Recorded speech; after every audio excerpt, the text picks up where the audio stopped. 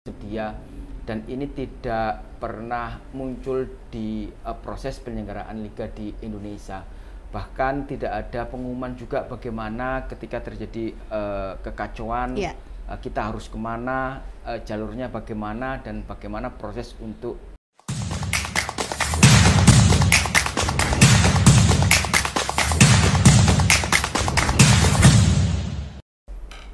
Baik, sedulur Jatim, kembali lagi di Golkar Jatim TV dalam segmen kali ini di Golkar Update.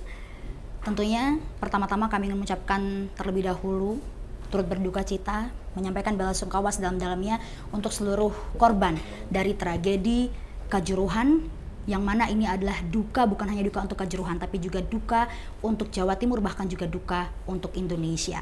Dan untuk itu mari kita sampaikan, kita panjatkan doa yang terbaik untuk seluruh korban, pun juga untuk seluruh keluarga maupun juga seluruh pihak yang terdampak, kiranya mendapatkan hasil yang terbaik sesegera mungkin. Tentunya kita kembali berbenah karena tidak ada sepak bola seharga nyawa.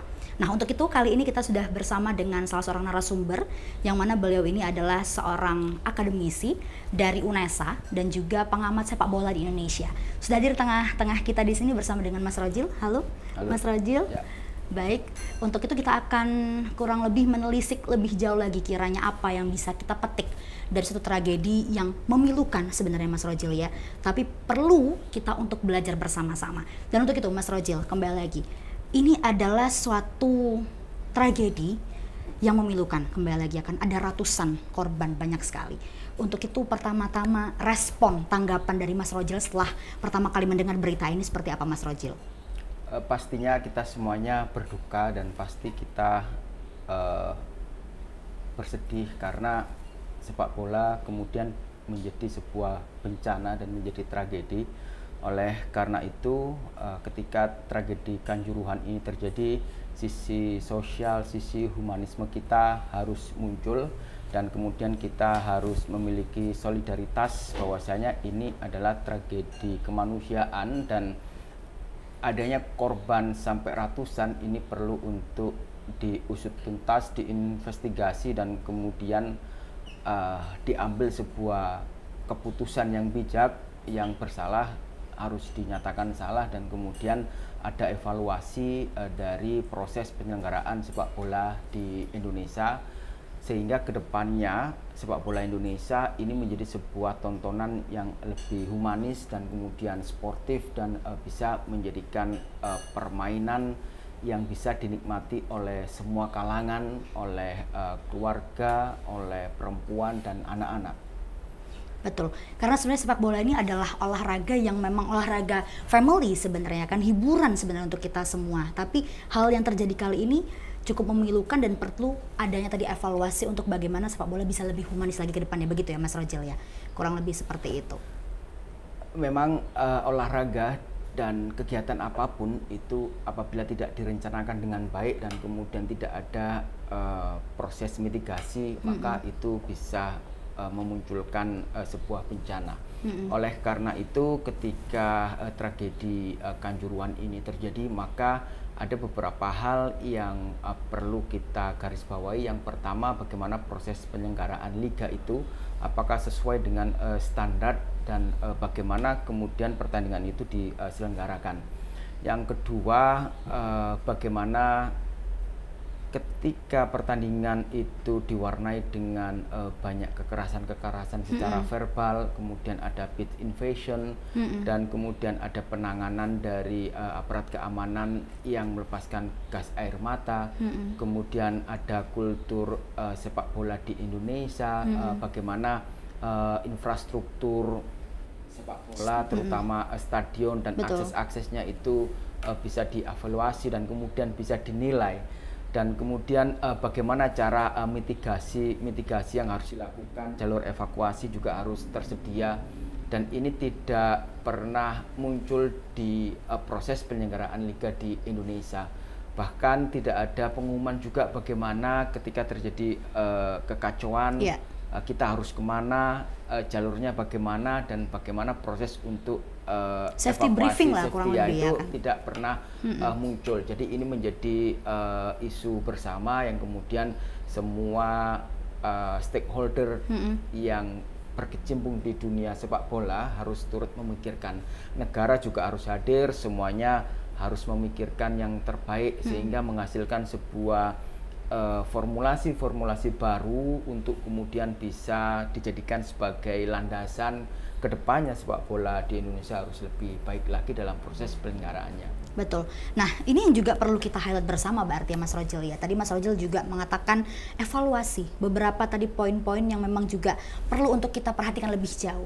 Nah, sebenarnya berarti untuk di sepak bola Indonesia sendiri, Mas, peraturan yang sebenarnya ada ditetapkan dan juga dijalankan itu sebenarnya peraturan yang seperti apa? Apa yang dikatakan boleh dan apa yang dikatakan tidak boleh kurang lebih selama ini, Mas, sebagai pengamat sepak bola lah kurang lebih sepanjang pengetahuannya Mas Rojil. Ya, memang kalau kita lihat sepak bola di manapun pasti ada aturan-aturan dari FIFA, kemudian ada aturan-aturan yang setiap organisasi atau federasi masing-masing sepak bola di tiap negara. Yeah.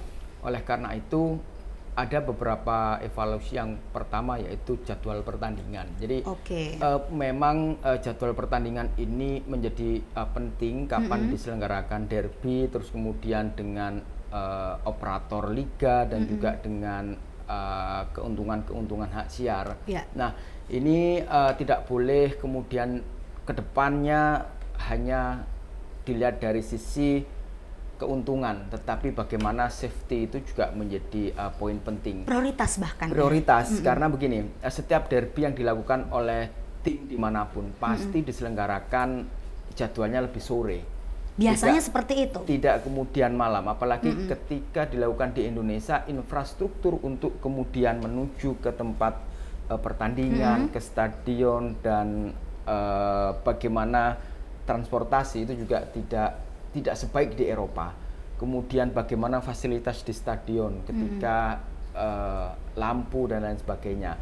Ini juga menjadi catatan bagaimana izin-izin pertandingan olahraga yang memiliki tensi yang tinggi, itu juga harus diperhitungkan. Bahkan ketika ada rekomendasi untuk dilaksanakan lebih sore oleh kepolisian, tetapi pihak penyelenggara masih tetap melaksanakannya di malam hari. Malam hari pada waktu itu. Mungkin kasus-kasus sebelumnya tidak sefatal ini ya, kejuruhan. Oleh karena itu ada beberapa hal yang dilanggar. Oleh karena itu investigasi yang dilakukan oleh tim gabungan independen pencari fakta ini harus dikawal oleh semua stakeholder sepak bola.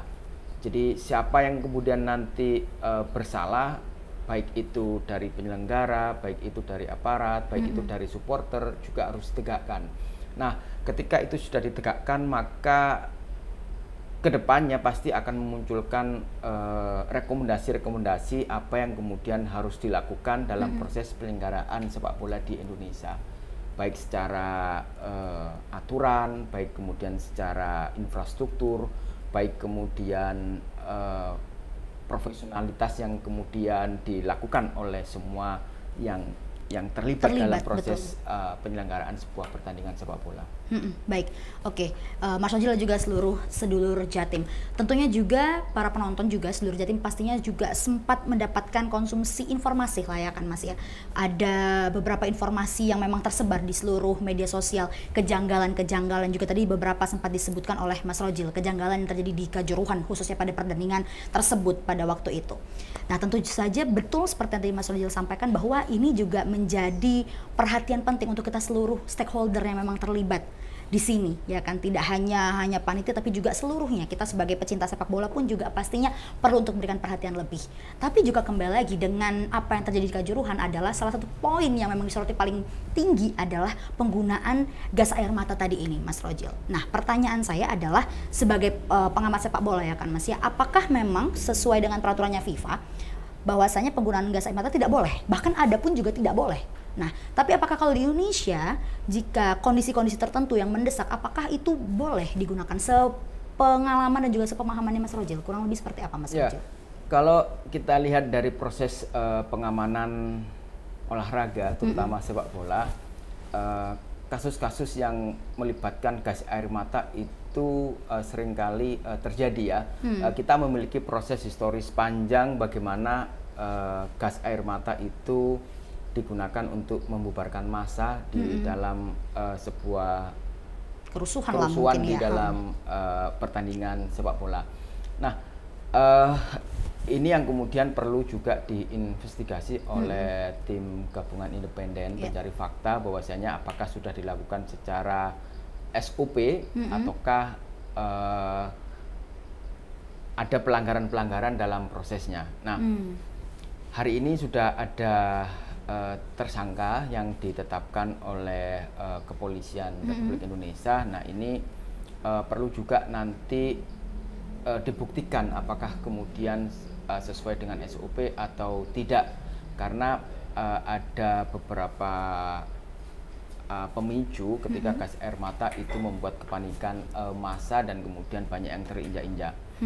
Akan tetapi kita juga harus melihat bagaimana supporter saat itu yang ada di pertandingan juga melakukan pitch invasion. Jadi memang FIFA melarang penggunaan gas air mata terutama di dalam stadion.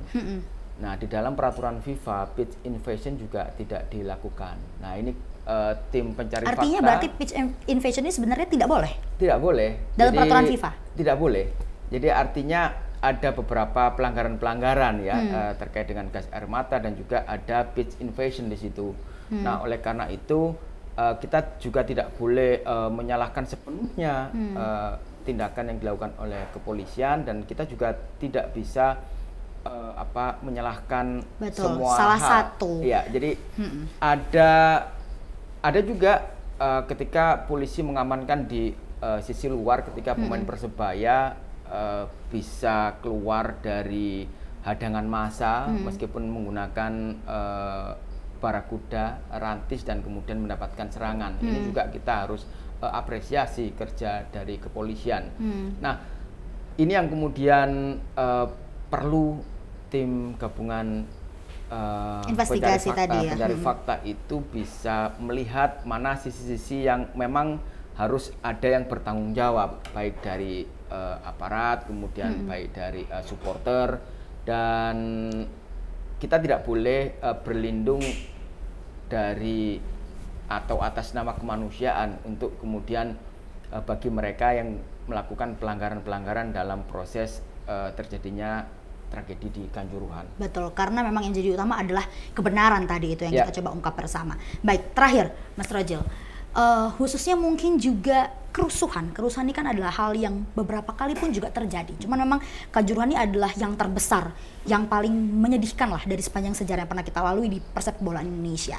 Kira-kira menurut tanggapan Mas Rojil, kira-kira kenapa hal ini bisa terjadi terus menerus kurang lebih, ya kan, akhirnya inilah bom waktu salto yang terbesar terjadi, dan kiranya apa yang harusnya kita benahi agar ini tidak terjadi lagi? Silakan Mas Rojil. Ya, kalau kita lihat memang di Indonesia seringkali terjadi kerusuhan ataupun konflik-konflik di pertandingan sepak bola. Mungkin kemarin-kemarin ada korban dari supporter tidak hanya Aremania. Dulu di tahun 2006, di tahun 2012 di Tambak Sari juga terjadi insiden gas air mata, dan kemudian tahun 2012 ada yang meninggal. Nah, oleh karena itu di tempat-tempat yang lain di Bandung, di Jakarta juga terjadi kerusuhan sepak bola. Oleh karena itu ini harus dijadikan yang terakhir karena kita tidak boleh abai. Betul. Ini yang kemudian harus menjadi awal mula berbenahnya gitu ya. Pembenahan terkait proses penyelenggaraan. Artinya ada rekomendasi yang harus didapatkan, terutama yang pertama bagaimana proses penjadwalan dan kemudian resiko keamanannya. Penjadwalan dan resiko. Jadi ada manajemen resiko yang kemudian dihitung demi olahraga yang bisa kita nikmati. Memang supporter ketika ada kebebasan itu juga sebuah kenikmatan, tetapi ada juga kengerian-kengerian ketika keabayan itu terjadi ya. Jadi regulasi nanti juga harus jelas bagaimana supporter, katakanlah bagaimana tiketing, bagaimana penempatan supporter ya, meskipun ketika di tragedi Kanjuruhan kemarin tidak ada bentrok supporter gitu ya. Betul. Kemudian kuota yang harus dikosongkan, semisal katakan 5% itu juga harus dari capacity dari capacity itu juga dijadikan sebagai tempat ketika terjadi bencana, maka itu bisa menjadi tempat untuk evakuasi. Kemudian bagaimana medis itu juga perlu dibenahi, mitigasi itu juga menjadi poin penting, bagaimana penyelamatan yang kemudian dilakukan. Kemudian penanganan dari aparat itu juga harus ada rekomendasi. Kita bisa berkaca kepada bagaimana Inggris melakukan revolusi begitu ya, terkait dengan liga yang dulu sering terjadi kerusuhan, hooliganisme bisa menjadi lebih baik lagi. Nah, harus ada juga penilaian dari stadion. Assessment itu penting. Ketika tidak lolos assessment itu tidak layak digunakan, ya tidak boleh digunakan. Yang terakhir adalah bagaimana kultur supporter ini juga menjadi penting. Ketika terjadi kerusuhan kemarin ada ujaran-ujaran kekerasan secara verbal ya. Ketika ada istilah Chen dibunuh saja, kayak sok mule, terus kemudian ada kata-kata rasis lainnya, ini juga menjadi PR bersama supporter untuk kemudian diputus mata rantainya sehingga fokus mendukung timnya dengan chant atau lagu yang positif, fokus untuk mendukung timnya sehingga itu tidak menyakiti atau itu tidak memunculkan psikologi massa yang fatal. Nah, ini menjadi PR bersama. Mari kita jadikan ini evaluasi. Ada kok supporter-supporter yang sudah menghilangkan can dibunuh saja, dan itu kemudian harus dikuatkan dan kemudian disebarluaskan sehingga ketika kita melihat pertandingan, psikologi massa dari supporter itu juga bisa lebih konstruktif ya. Lebih konstruktif. Betul. Dan itu bisa menahan tensi-tensi emosi yang ada terkait dengan pertandingan sepak bola, apakah hasilnya timnya menang atau timnya kalah. Itu yang kemudian menjadi catatan bersama kita. Semoga kedepannya sepak bola Indonesia lebih profesional, diselenggarakan lebih dengan keindahan-keindahan dan juga keramahan di proses-proses pertandingannya. Saya juga turut berduka, semoga ini yang terakhir. Solidaritas kemanusiaan kita harus terus kita jaga sehingga sepak bola kita lebih baik lagi ke depannya. Amin. Yang terbaik tentunya doa dari kita di sini. Baik, seluruh Jatim dan juga Mas Rojil, terima kasih banyak sudah memberikan insight baru juga untuk kita dan juga seluruh Jatim yang juga menonton siaran kita kali ini. Sekali lagi doa yang terbaik kita sampaikan untuk seluruh korban maupun juga seluruh yang terdampak. Harapannya ini menjadi titik awal kita bisa berbenah lebih baik lagi terus untuk persepak bolaan di Indonesia. Demikian, dan juga untuk seluruh Jatim, harapannya tetap stay tune di YouTube kita dan juga ikuti seluruh media sosial kita di Golkar Jatim TV. Terima kasih banyak atas kebersamaan Anda. Sampai jumpa.